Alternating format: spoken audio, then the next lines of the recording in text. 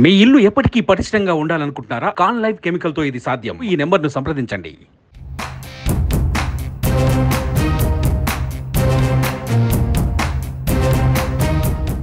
Janasena pending సీట్లలో అభ్యర్థులు ఎవరు?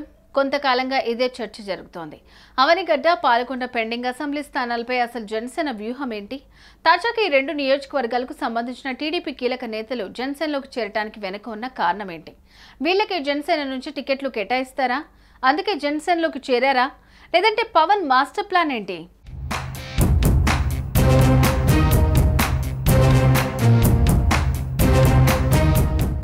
ఏపీ ఎన్నికల వేళ కొన్ని సంఘటనలు ఆసక్తికరంగా మారుతున్నాయి.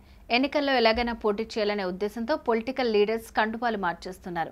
టికెట్ల కోసం నేతలు పార్టీలు మారటం కామన్. కానీ ఇప్పుడు మిత్రపక్షాల్లోకి సైతం ఫిరాయించేస్తున్నారు. ఇదే క్రమంలో జనసేనలోకి ఇద్దరు కీలక నేతలు చేరటం ఇప్పుడు చర్చనీయాంశంగా మారింది. వీరిలో అవనిగడ్డ టీడీపీ మాజీ ఎమ్మెల్యే మండలి బుద్ధా ప్రసాద్తో పాటు పాల్కొండ టీడీపీ నేత నిమ్మక జయకృష్ణ ఉన్నారు. ఈ ఇద్దరు జనసేన అధినేత పవన్ కళ్యాణ్ సమక్షంలో పార్టీలో చేరారు. పిఠాపురంలో పవన్ కళ్యాణ్ పర్యటన సందర్భంగా అక్కడికి వచ్చిన వీళ్ళిద్దరూ జనసేన తీర్థం పుచ్చుకున్నారు. వీటితో పాటు వీరి అనుచరులు పలువురు ద్వితీయ శ్రేణి నాయకులు సైతం జనసేనలో చేరారు. వచ్చే ఎన్నికల్లో టికెట్ హామీతోనే జనసేనలో చేరినట్టు తెలుస్తోంది.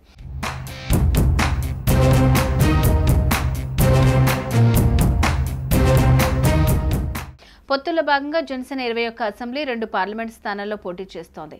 ఇప్పటికే 19 అసెంబ్లీ, 2 ఎంపీ స్థానాల్లో పవన్ ప్రకటించారు. అవనిగడ్డ, పాలకొండ స్థానాలు పెండింగ్ లో ఉన్నాయి.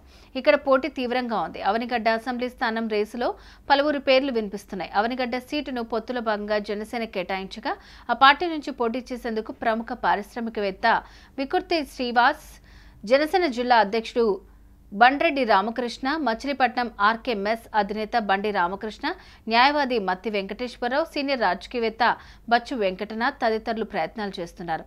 అనూహ్యంగా టీడీపీ నేత మండలి బుద్ధా ప్రసాద్ పేరు తెరపైకి రావడంతో జనసేన సీటు ఎవరికి ఖరారవుతోందన్న విషయం ప్రధానంగా చర్చనీయాంశమైంది.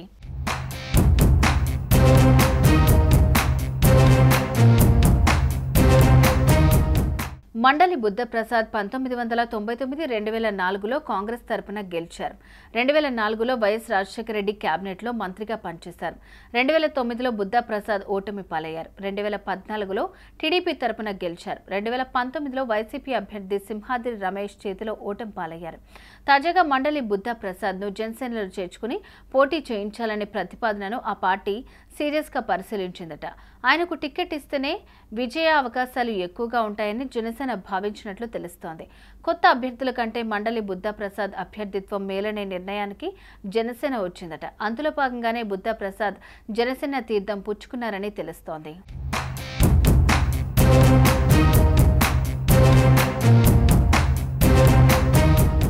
జనసేనలో మరో పెండింగ్ సీటు పాలకొండ. నిమ్మక జయకృష్ణ పాలకొండ నియోజకవర్గంలో టీడీపీ తరపున 2 సార్లు పోటీ చేశారు.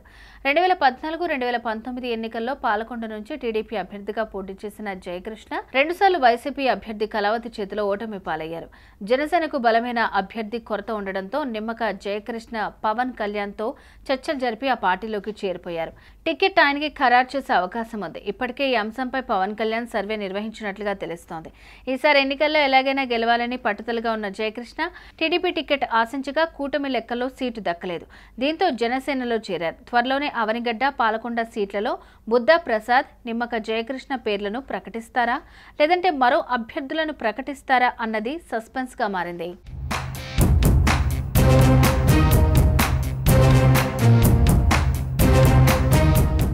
సుమన్ టీవీలో మీ పర్సనల్ అండ్ బిజినెస్ ప్రమోషన్స్ కోసం కింది నెంబర్కి కాంటాక్ట్ చేయండి.